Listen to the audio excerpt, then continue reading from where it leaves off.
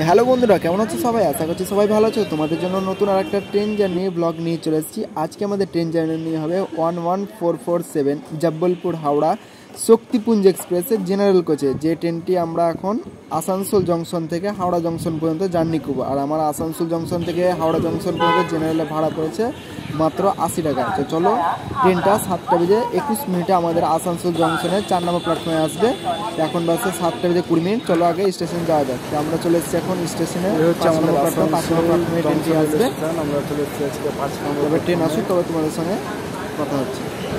আর পাশের লাইন দিয়ে বেরিয়ে যাচ্ছে আমাদের শিয়ালদা থেকে ঢোকার আগে পাশের লাইন দিয়ে বেরিয়ে যাচ্ছে শিয়ালদা থেকে বিকানের এসি দুরন্ত এক্সপ্রেস। আমাদের ট্রেন 5 নম্বর প্ল্যাটফর্মে তার নির্ধারিত সময় থেকে 15 মিনিট লেটে এসে পৌঁছালো। আমাদের ট্রেন হাওড়া ব্যাস জয় লেভেল। দেখো আমাদের শক্তিপুঞ্জ এক্সপ্রেসের সামনে কিছু জেনারেল আছে, দুপুরা, তারপরে এসে আমরা পেছনে জেনারেল করে চাপব।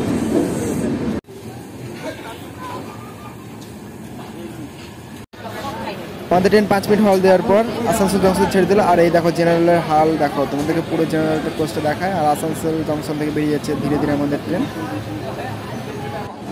ফাইনালি আমাদের ট্রেন এখন ছেড়ে দিল আসানসোল জংশন রেল স্টেশনে 5 নম্বর প্ল্যাটফর্ম থেকে। দেখতে যাচ্ছে খুব সুন্দর আমাদের জয় লেভেলি ওয়েব 7 ছিল আমাদের লোকোমোটিভ।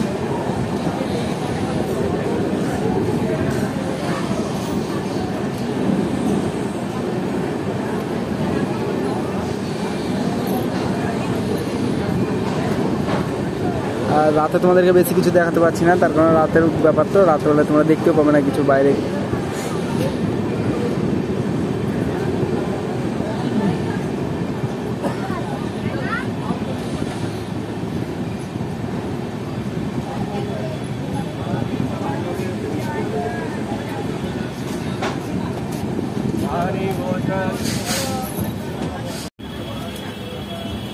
আমাদের ট্রেনের জেনারেল কোচগুলো দেখো প্রায় লোড হয়ে আছে ট্রেন, এগুলো সব বর্ধমানে খালি হয়ে যায়। বর্ধমানের পরে একদম পুরো ট্রেন ফাঁকা হাওড়া স্টেশনে যায় বেশিরভাগ।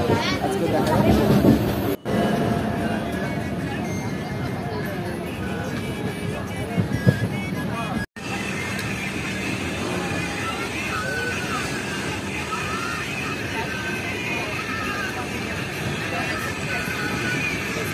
আসানসোল ছাড়ার পর আমাদের ট্রেন ফার্স্ট হল্ট চলে এলো রানীগঞ্জ রেলওয়ে স্টেশন। দেখতে পাচ্ছি তোমরা রানীগঞ্জের 4 নম্বর প্ল্যাটফর্মে আমাদের ট্রেন নিয়েছে।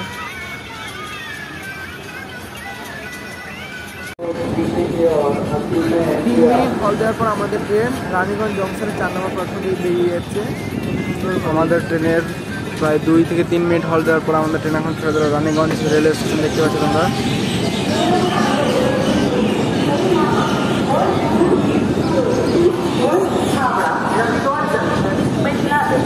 is arriving on platform number 2. यात्रीगण कृपया ध्यान दें, गाड़ी number 1-0-4-1 Howrah Raxaul junction Mithila express 2 number platform पर आने हुए। धन्यवाद। যাত্রী সাধারণ অনুগ্রহ করে শুনবেন।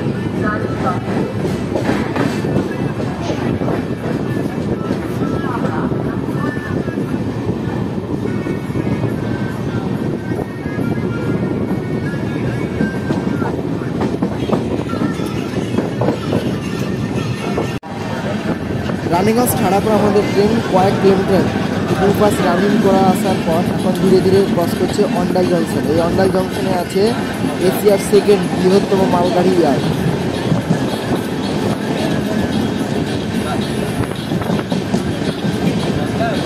অন্ডাল জংশন ট্রেন আমাদের পার করার সঙ্গে সঙ্গে দেখা হয়ে গেল হাওড়া থেকে দেওঘর ময়ূরাক্ষী এক্সপ্রেসের সঙ্গে। ওই জায়গায় দেখতে পাচ্ছি যেটা ভায়া সিউড়ি সাইডা হয়ে যাবে ট্রেনটি। পাশের লাইন দিয়ে যাচ্ছে হাওড়া থেকে দেওঘর ময়ূরাক্ষী এক্সপ্রেস।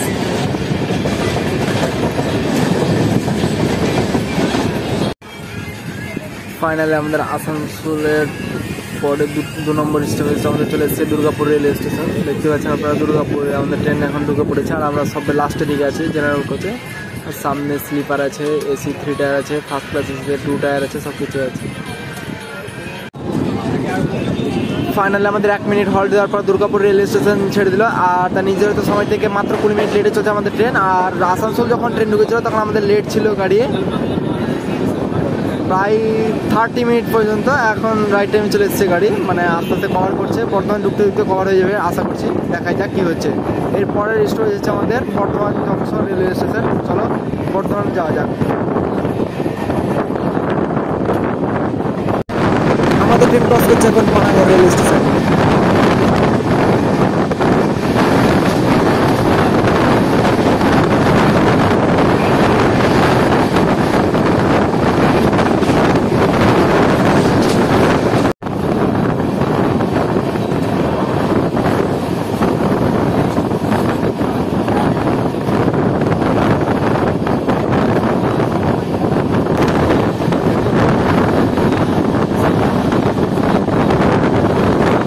আমাদের ট্রেন এখন ক্রস করছে গলসি রেল স্টেশন।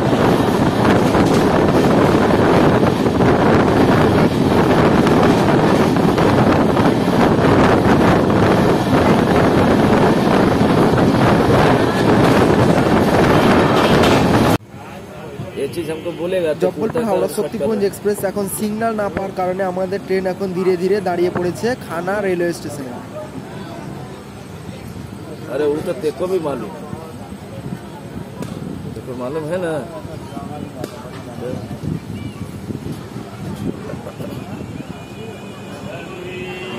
अरे तो वो मेरा संचालना किसमें खोलना वो नहीं वाला, हम तो ले जा रहे, हम तो ले जा रहे।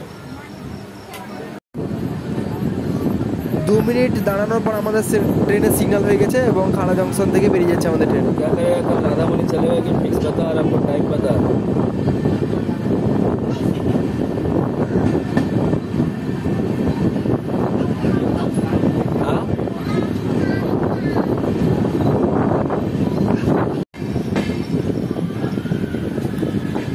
আসানসোল থেকে আমাদের ট্রেন 105 কিলোমিটার কভার করে এসে পৌঁছেছে। ফাইনালি বন্ধুরা আমাদের ট্রেন রানীগঞ্জ দুর্গাপুর কভার করে এসে আমাদের ট্রেন এখন এসে পৌঁছেছে বর্ধমান জংশন রেলওয়ে স্টেশনে। দেখতে পাচ্ছ তোমরা বর্ধমান জংশনে 5 নম্বর প্ল্যাটফর্মে আমাদের ট্রেন নিয়েছে। তার নির্ধারিত সময় থেকে মাত্র 10 মিনিট লেটে ঢুকলো ট্রেন। আর বর্ধমান জংশন এখান থেকে একটা লাইন ভাগ হয়ে চলে গেছে কাটোয়া জংশনের দিকে।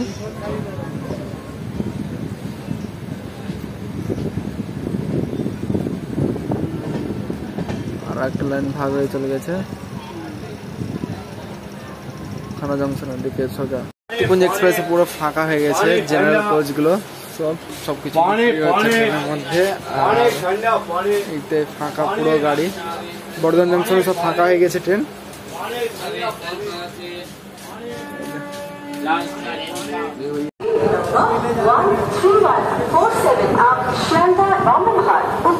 ফাইনালি আমাদের বন্ধ ঘর। আমাদের ট্রেন 2 মিনিট হল দেওয়ার পর বর্ধমান জংশন রেলওয়ে স্টেশন 5 নম্বর প্ল্যাটফর্ম থেকে বেরিয়ে যাচ্ছে আমাদের ট্রেন। আমাদের ট্রেন কড লাইন হয়ে চলে যাবে আমাদের হাওড়া জংশনের উদ্দেশ্যে। তো দেখতে পাচ্ছ খুব সুন্দর দৃশ্য।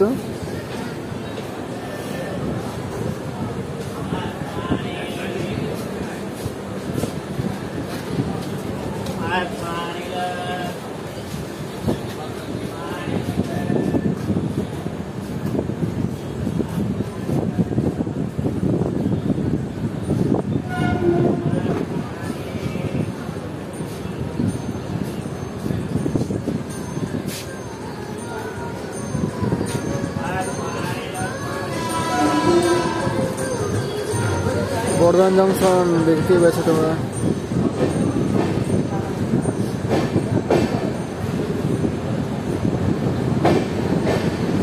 আর ওই সামনে আমাদের ট্রেন ঢুকছে শিয়ালদা থেকে বামনহাট উত্তরবঙ্গ এক্সপ্রেস দেখতে পাচ্ছ তোমরা, যেটা ভায়া রামপুরহাট তারাপীঠ হয়ে চলে যায়।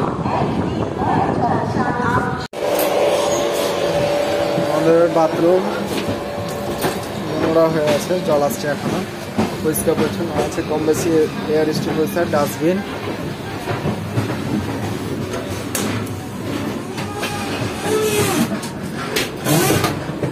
খোলাই আছে মোটামুটি পরিষ্কার পরিচ্ছন্ন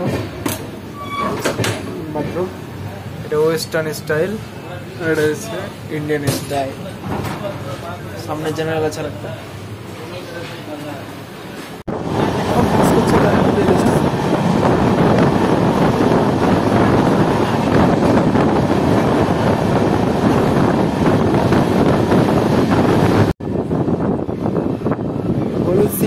কারণে আমাদের ট্রেন ধীরে ধীরে এখন চন্দনপুর রেলওয়ে স্টেশন ক্রস করছে।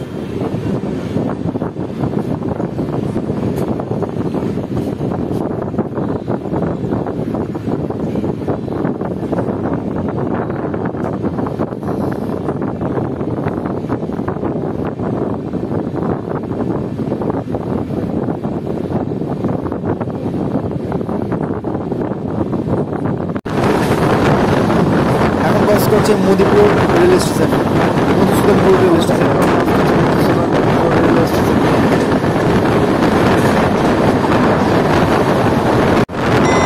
এবার ক্রস করছে কামারটুন্ডি রেলওয়ে স্টেশন।